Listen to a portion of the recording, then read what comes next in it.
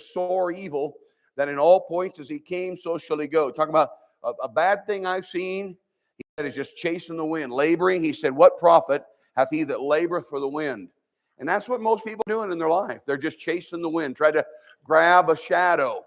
You know, what is your life? It's even a vapor that appeareth for a little time and vanisheth away. And if you don't have God, basically just in a nutshell, if God is not included, we're going to see that here today, the chaos it leads to, we are only in the very beginning stages of chaos in this country.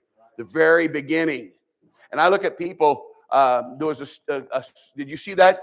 Before Congress, they asked, somebody come, they asked preachers to pray. And a pastor he would probably be considered by me probably more liberal, of a mega church, probably Pentecostal. And all he said was, he said we need to pray for repentance. And I don't even know if he even used the word sin. And for the tragedy that our country's in right now, we need to pray for repentance. And did you see that? The media went ballistic about that. Man, if they go ballistic on that, they'd probably think I should be locked up yesterday. They listen to what they say. All he prayed for, God give us repentance. And right now, and 26 senators this wrote that he is a hateful Christian, had no business. This man's filled with hate. I'm telling you, that's our leaders. Those are the ones making the laws. And I'm telling you, they're going to make laws of what they believe is morally right and wrong, and they think what he said is terrible. And so they're going to start having laws, which they're slowly, and they said it's Christian nationalism. And somebody brought up, when they start labeling people, you ever heard of the Nazis? The National Socialist nationalists? They were a nationalist. They're doing that on purpose. They start saying there's a difference between Christians and Christian nationalists. These ones over here that believe in the Constitution, believe in Christian, they're dangerous. And if you don't believe these young people, again, who's going to tell young people that's not so? Who's going to tell them that if you simply believe that God was part of the foundation of this country and we need God to keep this country going, if you believe that, you're a danger. Who's going to tell the kids that's that's a lie? Well, they're not going to tell them in public schools, I'll tell you that much. So Ecclesiastes, he said, look, there's illusions, people. And here's what I said, number one, illusion is the cycle of life. You hear that all the time. I get sick of all the world's little catchphrases. People talk about homophobic. I'm not afraid of homosexuals. I just know it's wrong. The world's godophobic.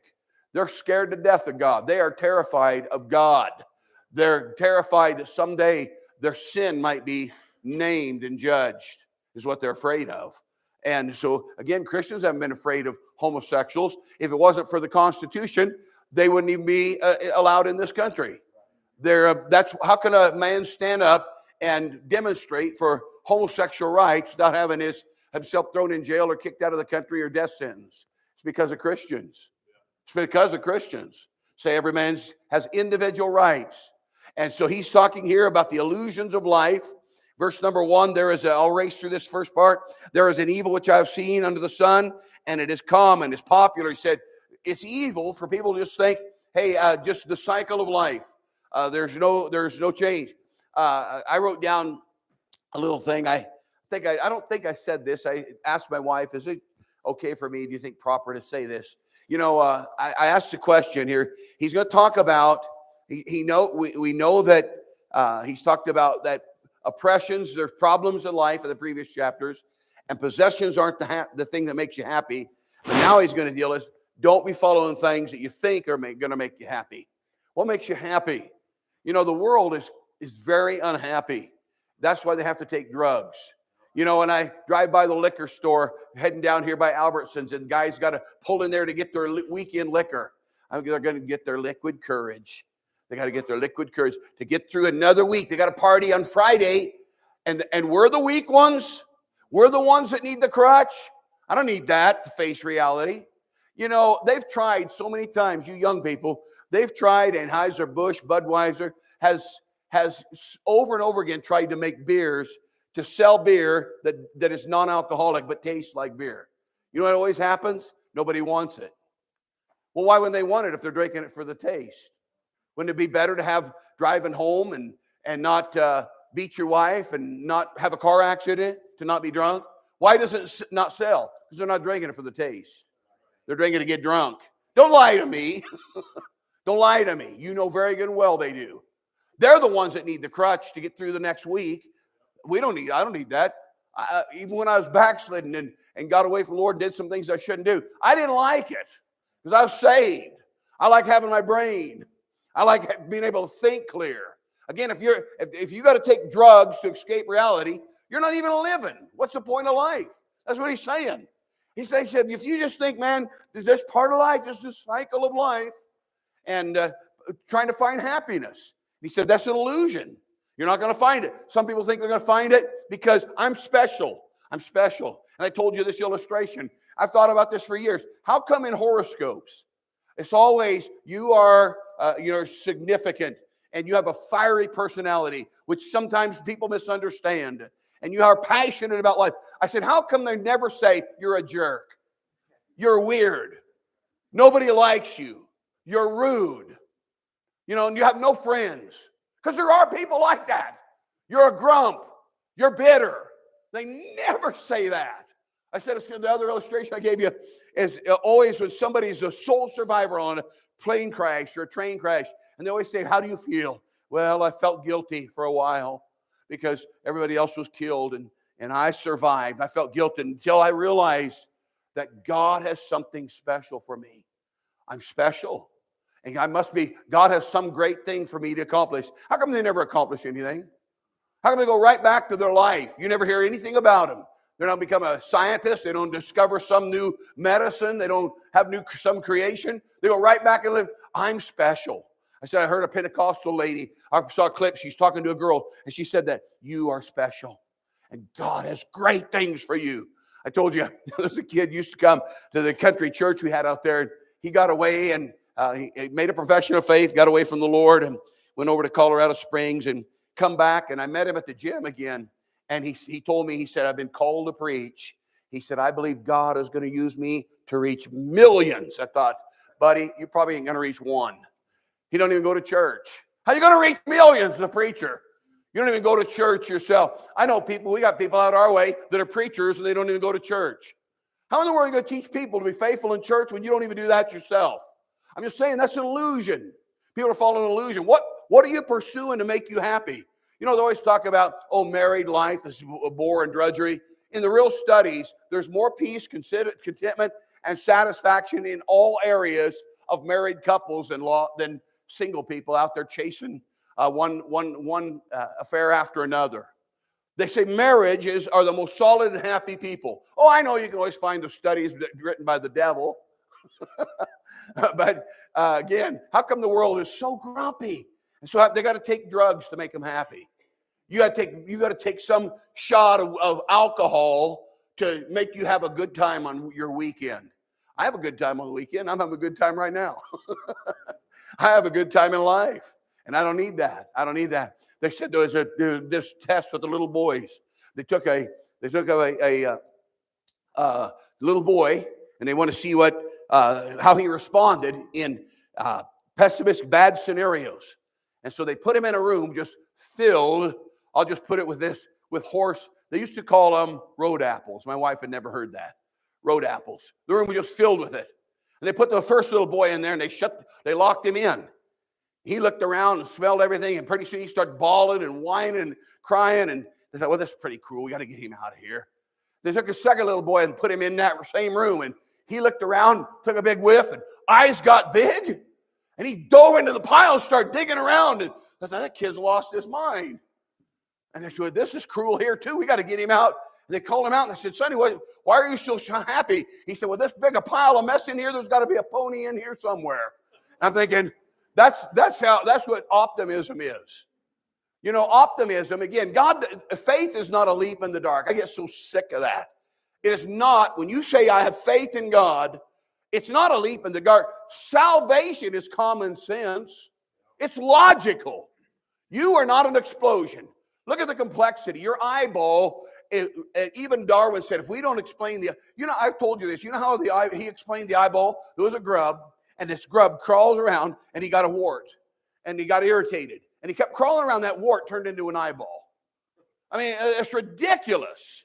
Absolutely ridiculous.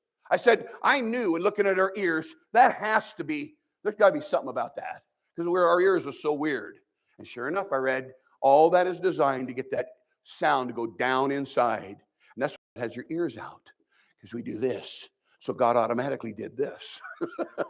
And I'm just saying, God is the one that He created us. And people are trying to find happiness without God and saying there is no God.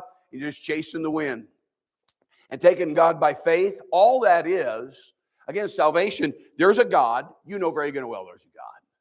Those trees, I say that all the time, they can take leaves. Those leaves can absorb sunlight and get food. We can't do that. If they try to. If we could somehow get food from that light, somehow, tree can do it. I said, it always puzzles me. Out in these mountains, somehow a seed goes in the ground and it goes down. But somehow something put in that where if it keeps going down, it's dead. Somehow it does this and it comes up like this. Even on the side of a mountain, when it goes into the mountain, it'll come out and then pretty soon it goes up. Even when a baby's born, when it's time, what's that baby do? Goes upside down and he gets ready. I'm saying there really is a God. And so faith is not a leap in the dark. Faith is believing what God said. That's all it is. It's taking God at His word. Taking God at His word. And it's logical.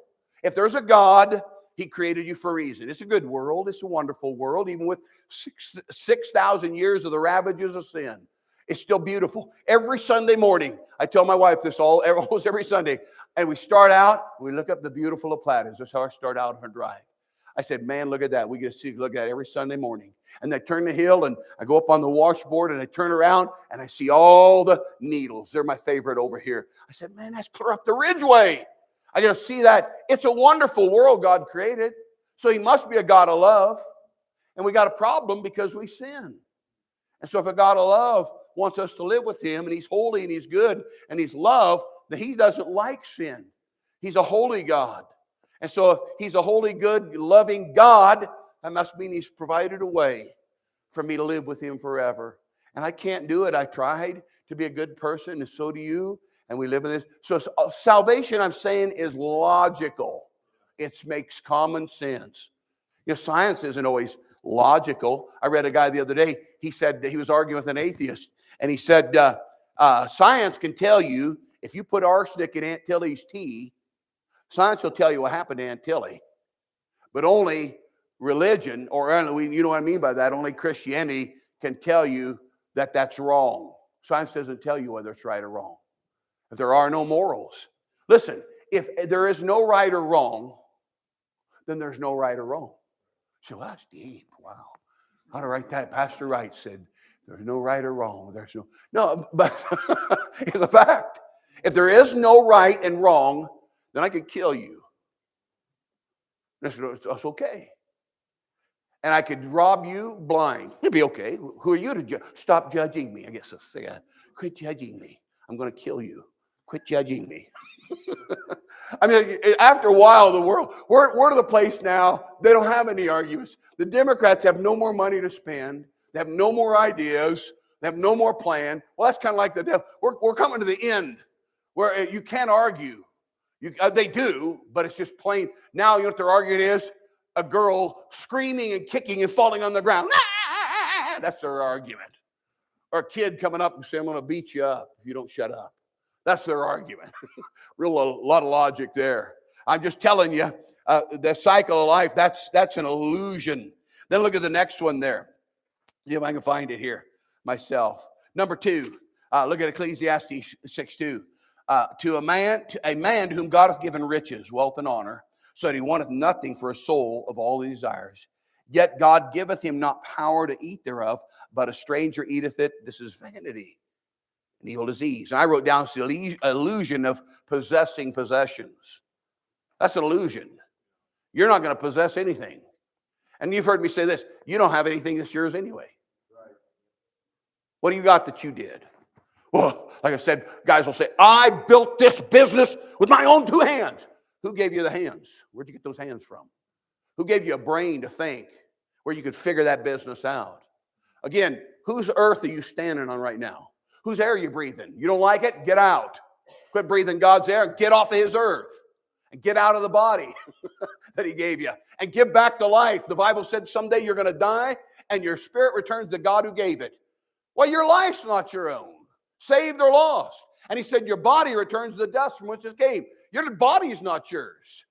What do you got? You say, well, I'm smart. Yeah, who gave you that smarts? Who created you? Who's letting you think right now? All the trillions of electronic connections that are going on in your head right now. And I showed you this. Even to do this is a miracle. And to do this is a miracle. Because all of those little connections, when my brain tells me I want all my fingers to come together, they all have to fire this way and loosen up this way. Just do that. And then when I go back, all these got to fire and these got to loosen up to do that. I'm saying we think we're so smart. Doctors think they're very smart. But after a while, if they're haughty and proud, they think they hold your life in their hands. When I had my heart attack, there was one doctor and the nurses didn't even like him. But he was good at what he did, put 4 stents in me. And all I remember is being groggy and somebody who's face down in mine saying, lay still. I remember that. I was out of it. And so the second time he had one more stent to put in. And I told the nurse, I said, was I a good boy? And said, oh, yeah, you were. I said, well, I want to try to lay real still. I just say, they think they're so hot. But when you really start studying science and even your body in this world, it is amazing. You can have things, but keeping them is another thing. And someday you're going to give it all up, is what my point was. Someday, I don't care. I told you about John D. Rockefeller. He was almost a trillionaire compared to today. The guys today would have nothing on him. But he had alopecia. He had no hair on his body. I'm not trying to be mean to the guy, but he looked strange, and he had stomach problems. And I said the guy was sitting there eating a raw steak, or not a raw, he was eating a good steak, and he looked across and he saw the richest man maybe who's ever lived. And he's sitting there eating soda crackers and drinking water because he can't eat anything else. Your money can't buy it. You're going to give it up someday, all of that. Number 3, Ecclesiastes 6:3. I like this one. If a man beget 100 children, stop right there. Because Solomon had. And I was just looking a little bit ago, I kind of think if we've seen all these first 5 chapters, and it's kind of gloom and doom, guy's kind of suicidal, therefore I hated life. I'm wondering now if in chapter 6 is starting to dawn on him. This is a story of his life. He's writing it out. Have you ever written out your life story? I've written out a good part of my life. And things just that I think that have happened, that God has done, some miraculous things. And Solomon writes his life story. And if you look even in chapter 7, it's not so gloom and doom. I think he started to where he comes to the very end of his life. He said, no, this is the conclusion to the whole matter. Fear God and keep his commandments, for this is the whole duty of man. He said, everybody's got to stand before God. He finally gets his life right when it's too late. But I think you can almost see it in these chapters where he's starting to realize, and he said, if a man beget 100 children and nobody loves him, I don't think anybody loves Solomon. We kind of ended with this, but think about it. He had 1,000 wives, 700 wives, 300 concubines. He got 1,000 females. He probably had 100 kids. I said Ahab had 70. He didn't have 1,000 wives. Gideon had 70 sons. Solomon he said, man, you know what I think a terrible thing is, an illusion, trying to find happiness? If you had 100 kids and when you die, not one of them care. That's what he says. Let's read that again. If a man beget 100 children, people like that. I like families. I like having kids and grandkids. I love it. And live many years, a long life. Who doesn't want that? So that the days of his years be many and his soul be not filled with good. And also, he said, not only that he have no burial. I say that an untimely birth is better than he. Here's where I ended up. He said, you know what's worse than a wasted birth? He's talking about miscarriage. And again, I need to say this because, again, some of you ladies I know have a miscarriage. And I don't think men understand it to the depth you ladies do. I'm serious. I think only ladies can grasp that. The heartache that is. He's not saying that's easy. He's saying that's a horrible thing to have to deal with. To have a tragedy of a stillborn baby or a baby that is born and dies. He's saying that's horrible things. But you know what's more horrible than a wasted birth is a wasted life, he just said. He said, because if you live have 100 kids and you live a long life and your soul doesn't want anything good, but when you die, nobody even cares about your burial. He said, I say that's even worse than a wasted birth. And that's a bad thing. That's a tough thing. As you ladies know, that's serious. Now in the Bible, for burial, man, a good burial was extremely important. A good funeral. If you don't believe that, look at the big deal that the Bible makes out of Jesus' burial. Man, Abraham, the first burial in the Bible, bought that cave of Machpelah. And Abraham's there, and Sarah's there, Isaac's there, Rebekah's there, and Jacob's there, and Leah's there. Been able to go to that twice in my life. And they fight over it. That's one of the most fought over pieces of ground. For Jews, the Muslims want it, but it's for Jews a good burial, and the Bible makes a big deal out of Abraham, his love of his life, and she had a proper burial. Remember Jacob? He wanted a proper burial. He said, bury me not in Egypt. Get my bone. Joseph, the same thing. He said, now, he made them swear, when you come out of this land, Egypt, you take my bones. I told you there's a spot in Goshen. It's a Jewish home in the Jewish area. There's a spot, I'm trying to think the actual name, and the Egyptians have allowed archaeologists to go in there and dig it because it's a Jewish area where you see the fertile spot, but they got to cover it up every year. They got to, seriously, that tells you they don't really want them messing with it. When they're done, they got to bury the whole thing. And then if they come back and allow them back, they got to dig the whole thing up again. But in there, they found a beautiful home. It's got a pyramid on it. And the picture of the guy has a coat of many colors. And what's missing is the bones. I think it's probably actually, you can read on that, it's probably actually Joseph's bones. Who's going to rob the bones? Who's going to steal the bones? Got to get in that house, get those bones. But he said, I'm just telling you, a good burial is important. And I'm gonna put a little punch in here.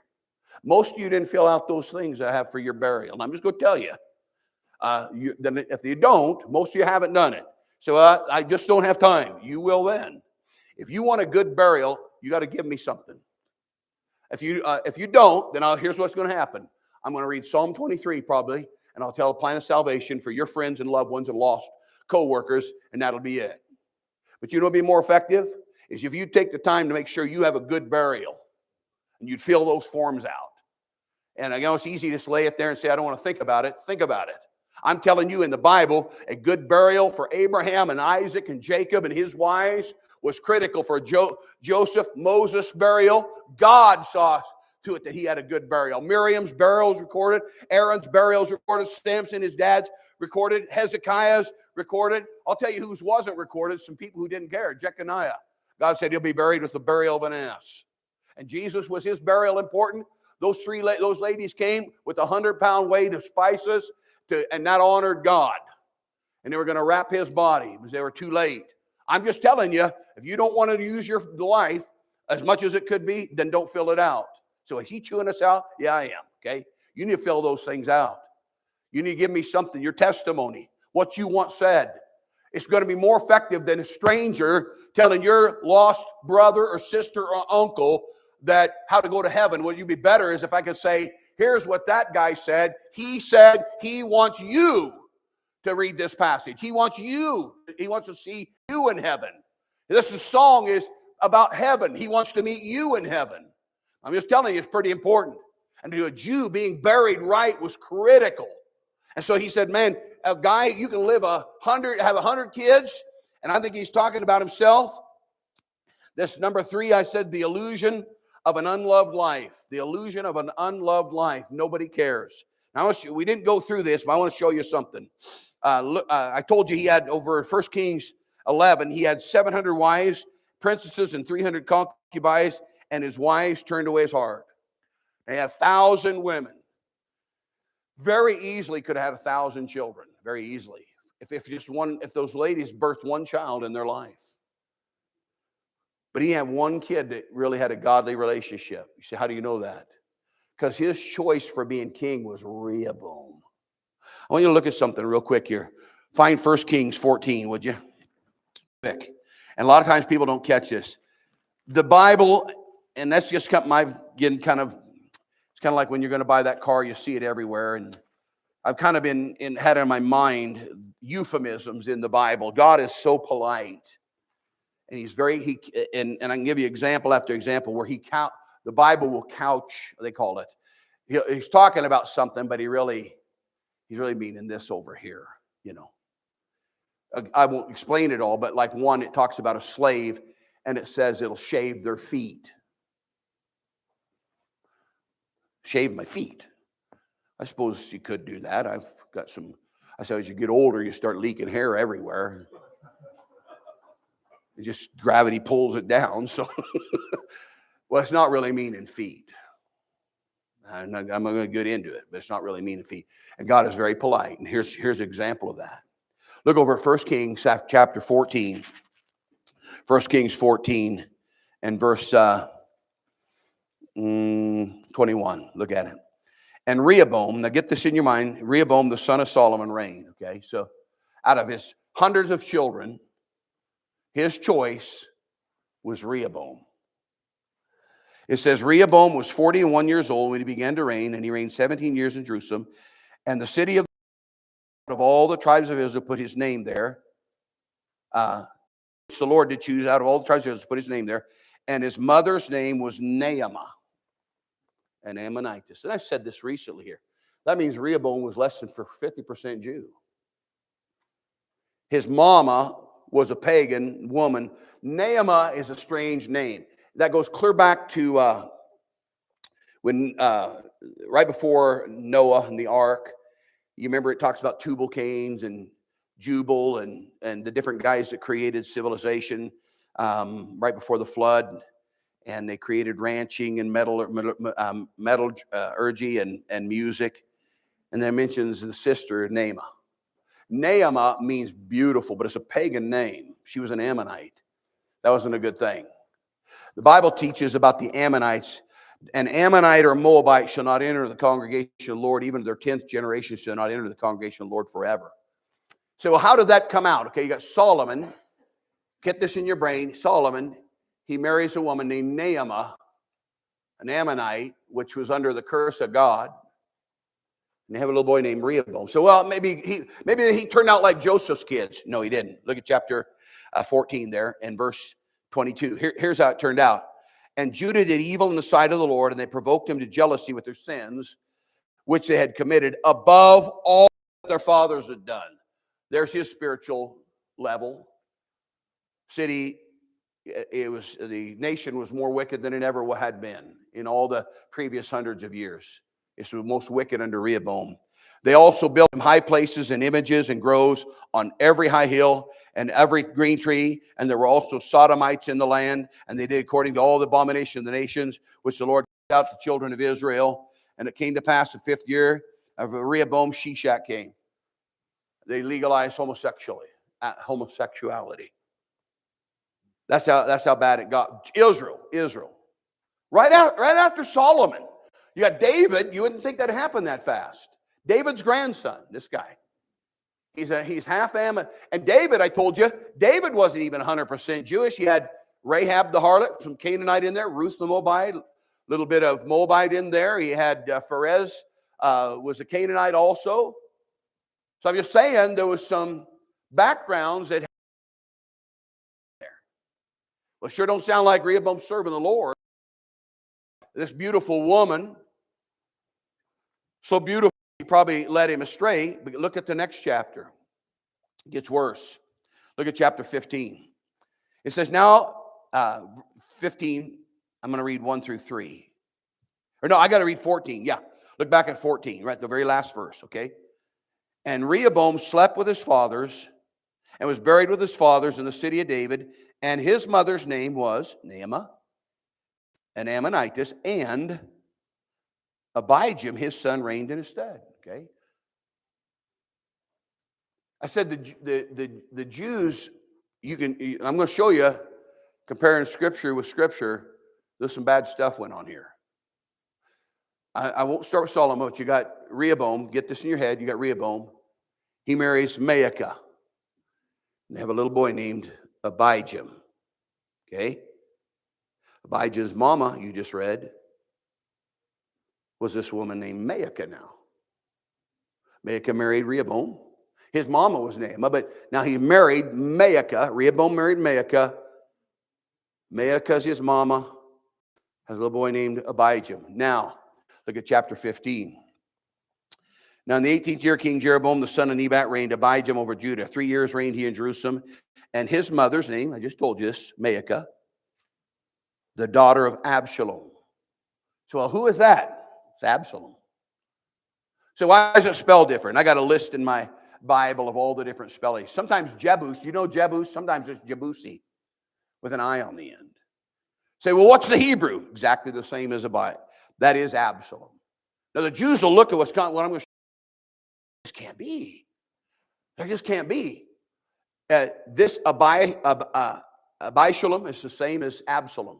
So what's in Hebrew? Absalom. What's Absalom in the Hebrew? Absalom. It's the exact same Hebrew. I think they're trying to cover just a little bit for what I'm going to show you. It's kind of like they'll do that all the time. They're trying to be polite. Like Rahab the harlot. We just looked at, I think either I preached on her or my son. And they'll say, well, the Jews have always said she married Joshua. That's what they've always said. I wouldn't argue. But then they'll say, but she really wasn't a prostitute. She was kind of the one that ran the house of ill repute. They're trying to, well, why would Joshua do that? But that's not so.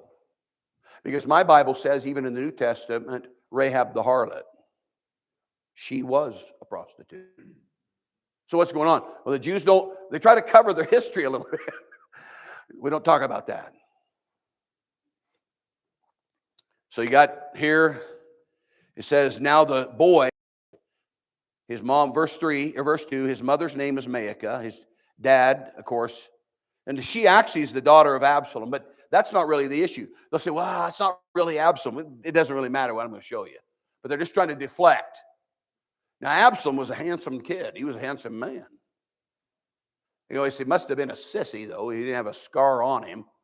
We were proud of all our scars. I got scars all over me. I said, cut my toe off. I ran a saw through my leg. I was cleated here. My got ear ripped in a basketball game over here. My sister stabbed me with a pencil in the ear here. I stabbed myself with a pencil here. I had some black marks here and scars all over my arms. This guy didn't have a mark on him. He must have been a sissy. I'll tell you what, he was handsome. And he had long, beautiful hair. It was his glory. So that's not the issue. His mom remembers Maacah, his dad's Rehoboam. And it says this boy, Abijah, he walked in all the sins of his father, which he had done before him. And his heart was not perfect with his God as the heart of his father. But now I want you to look over at verse number 9. And the 20th year of Jeroboam, king of reigned Asa over Judah. Okay. Who's Asa? Verse 8. And Abijah slept with his fathers, and they buried him in the city of David, and Asa, his son, reigned instead. Okay, now follow me. You got Maacah here, Rehoboam here. He's already half his mama, Naamah. Forget that. You got Maacah, Rehoboam. He's half Ammonite. They have a kid named Abijah. His mama's Maacah. And this guy here has a son named Asa. So who's his mama? Look at verse number 10. 41 years, Asa says he reigned in Jerusalem, and his mother's name was Maacah, the daughter of Absalom. That was his grandma, but it was also his wife. Again, you got Maacah, Rehoboam. Maacah. They have Abijah. Abijah has Asa. Asa's mama is his grandma. It's incest. That is how fast that country went from David to in the royal house of practicing incest. He marries his mama. He marries his grandma. And say it's worse than that. Look over at, see if I can find that. Look at 1 Kings 15, verse 13. I guess we'll just keep, Look at verse 40, verse 10 again. And 41 years reigned he in Jerusalem, and his mother's name was Maacah, the daughter of Absalom. That's what verse 2 says. For his dad married Maacah, and Asa, his mama, is the same woman. But here's the difference. Look at this, verse 11. And Asa did that which was right. I'm just saying, isn't that something? The people that we say, well, that kid, he ain't going to amount to much. He turned the whole thing around. Asa was one of the rare good ones. He was a godly young man. Say, did he not know about his childhood? Oh, man, I'm thinking of somebody very close to me. By not my blood, but I'll just put it that way. And when they were a kid, they were rummaging through some stuff upstairs and realized in some old news clippings that their sister wasn't really their sister. Their sister was their mama. And that stuff's happened. So we look at it and say, well, then that kid was born out of incest. Yeah, but Asa didn't let that stop him. Isn't that something? It says, look at it. It says, he did that which was right in the eyes of the Lord, as did David's father, and he took away the Sodomites out of the land and removed all the idols that his fathers made. Would to God somebody'd have enough courage to do that. If we did do that, there'd be an absolute civil war in this country. But that's the only solution. Be thrown in jail in the future, I'm sure. He took away Sodomites out of the... You know what God said about that in verse 11? He did that which was right. That's right in the eyes of the Lord. Look at verse 12. And he took away the Sodomites out of the land and removed all the idols his fathers made. And also Maacah, his mother. That lady... Somebody's calling the preacher. And also Maacah, his mother, even her he removed from being queen. I think she was related to Hillary Clinton and Nancy Pelosi. They get their clutches in power and they don't want to give it up. Look what it says. And also Maacah, his mother, even her he removed from being queen because she had made an idol in the grove, and Asa destroyed her idols and burned it by the brook Kidron. Now again, you can read that however you want, but it is very plain God was for that. And that kid did the right thing. And his mom was also his grandma, and she got her clutches in power, calling herself queen. He said, Mom, Grandma, you're out. And that religion you got, we're going to burn it to the ground. It's going to not happen in this land anymore. I'm just telling you, when it comes to life, again, about having the illusions of life, that's Rehoboam. I'm telling you again, Rehoboam was the best you got. You didn't have anybody else that would take this country almost immediately this relationship. That's sad. I saw a clipping. It was an old video, I think probably recorded in the 70s. And it was a studio audience. It might have been something like This Is Your Life. Older folks might remember that a little bit. And they would bring somebody in the audience, and then they would start talking about somebody vaguely in their life. And they would start talking about something usually unusual or great, and then they'd point to the person, and we're talking about you.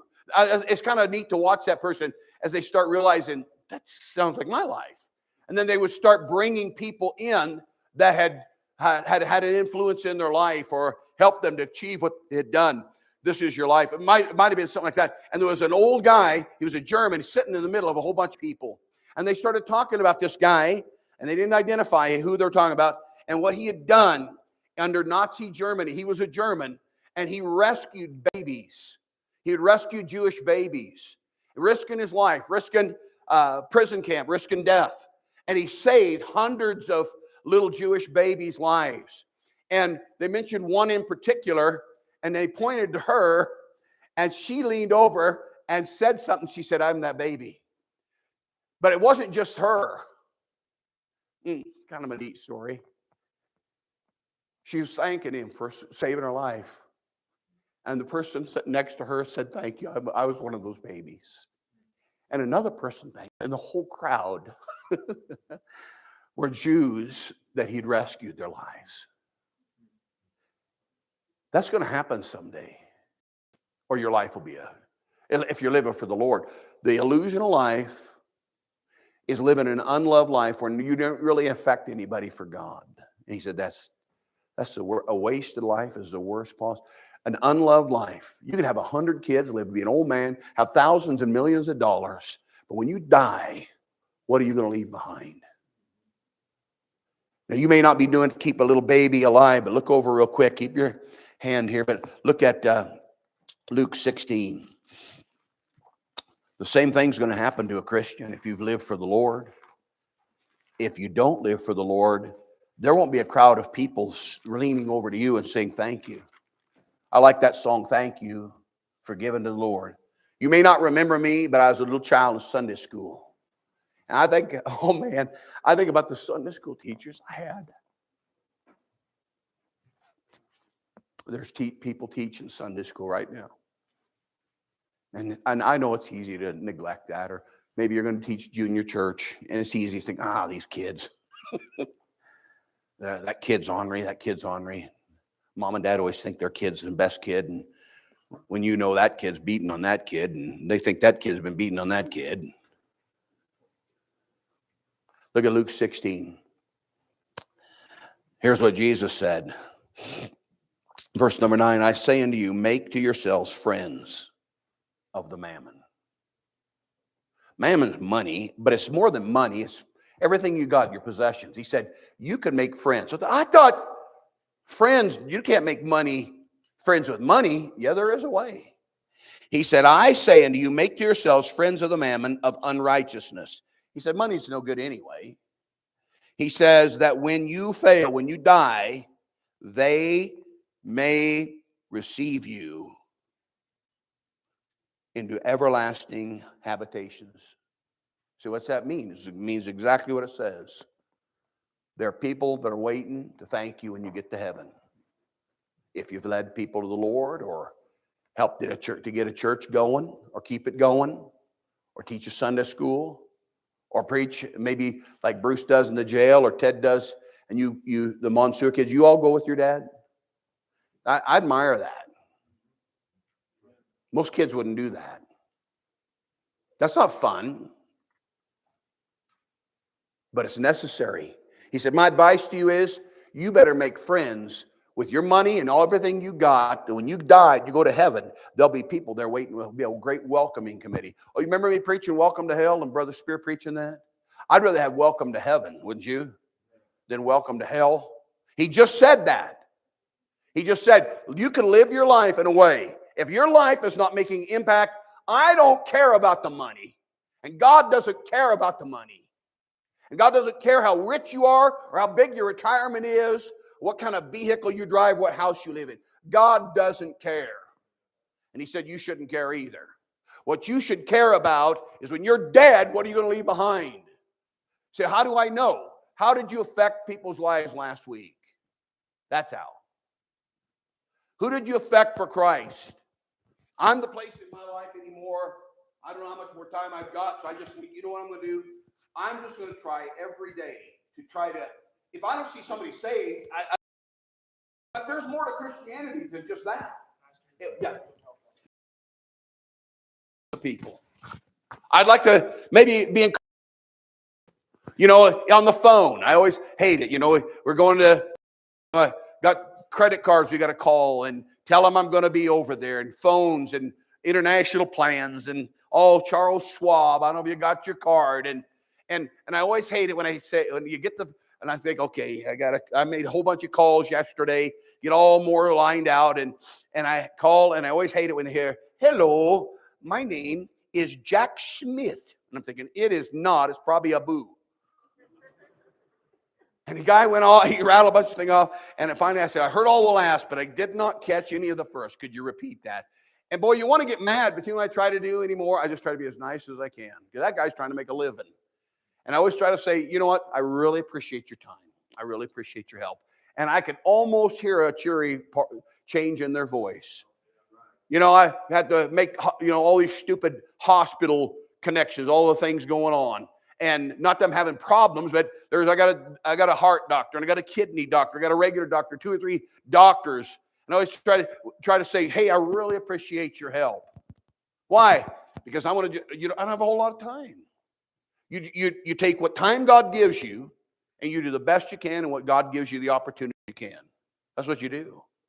I try to always carry a pack of tracts. That way I can't say, oh man, I wish I just put them in my hip pocket. I love This Is Your Life. That's the one I like. Just try to get somebody a track. That's what he's saying. He said, if your life hasn't been lived for others, you had a wasted life, and that's even worse than a wasted birth, is what he said. So, well, people, they don't treat me like that. Nobody cares about me. That's because you're not very. If you come to church and you just sit in the pew and you don't go over and shake anybody's hand, you have zero right to walk out of here and say they're not a friendly church. Because the Bible says a man that has friends must show himself friendly. I'm an introvert. I'm a terrible introvert. If it wasn't for God, I would be one of those.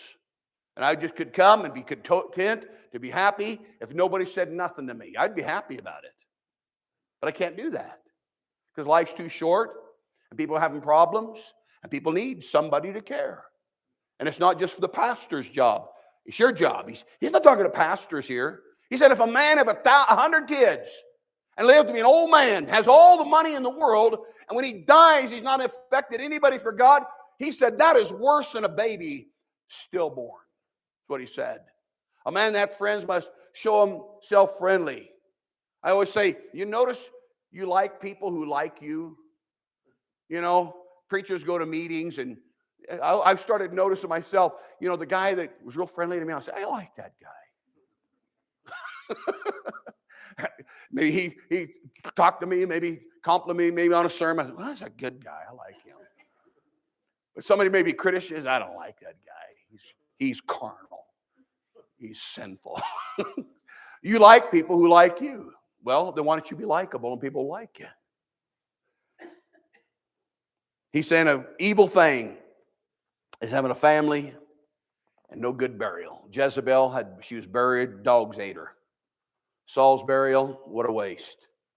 They cut his head off and nailed his body, headless body naked body up on the wall, shaming him. Goliath, mocking David, said, I'll give your flesh to be eaten by the fowls of the air and the beasts of the field. Jeconiah would be buried with the burial of an ass. God said in Armageddon, the slain shall be from one end of the earth to the other, and they shall not be lamented, neither gathered nor buried. They shall be dung upon the ground. That's how he's going to end the last war. He said nobody's going to bury him. Worst thing in the world is a wasted life. Look at number 4. Just a couple more here. Number 4. For he cometh, he said, he's talking who we talking about? That guy. He's got a big family, tons of money, live long. What else do you want? Well, if God's not in this, then you're an illusion. You're trying to find happiness. You're trying to find pleasure. You're trying to find satisfaction. And it's like grabbing the wind. He said, he's chasing the wind, what he said. That's what the verse I'm using. You're chasing the wind, trying to grab the wind. And it's not going to happen. And I see Christians all the time chasing the wind in their life, trying to chase things and money, trying to find things, and it will not satisfy. I don't care how rich you are. John D. Rockefeller, sitting there eating soda crackers and drinking water. It's not going to last. For one thing, it's not going to last. So what's the point? Do something that's going to last. Invest your life in, like I said, I'll tell you one thing you can invest your life in that's going to last. This church right here. Because Jesus said, I'll build my church and the gates of hell won't prevail against it. So I invested in Swanson ice cream. Well, that ain't going too good. And I invested in Amway. How about investing in the local church? Because that's permanent. Says look what it says there. He cometh with vanity, this guy, and departeth in darkness, and his name shall be covered with darkness. I said the illusion of fulfillment. The illusion of fulfillment. People thinking, well, this will make me happy. He said, man, you come with nothing, and you're going to leave with nothing. Why don't you send something on ahead? You can take it with you. Why don't you spend your money and possessions and your breath and your life and your health for something that's going to actually last? You know, I joke. I probably said this here a lot of times, but it's funny. You know, I said I was at the rec center years ago, and I look up and see the plaque, and I see, you know, this building's donated by, and I said, don't know him, don't know him, don't know him. I thought, nobody knows who they are. Nobody cares who they are. So I thought, but somebody, some millionaire gave. I gave $1 million for the recreation center. Who cares? Or I say, the park bench, you got your name. This park bench was donated by, and the kids take gum and stick it on there. I said, you want your name? And here's what dawned on me the other day. So many people are trying to, and preachers used to do that. They'd build a building and they'd put your name on the brick. And so if you want to give some money, I'll scratch your name on right over here. I'll scratch your name over here. On something that's not who cares? Or with your name written on the New Jerusalem, like Naphtali and Simeon and Zebulun and Joseph and Ephraim. Or like the foundation, you've got James and John and Peter. Their names are etched in the New Jerusalem. I think I'd rather go for that than a park bench that kids stick gum on, is what I think is funny. Here's the next illusion, verse number 5, the illusion of living a life without accomplishing anything, the illusion. Moreover, you have not seen the Son, nor known anything. That clock, what in the world time is it? What is it? Oh my goodness. Let's bow. Good night. Father, thank you for this day, and thank you for your word. And Lord, help us take these things to heart. Well, thank you for it. In Jesus' name, amen.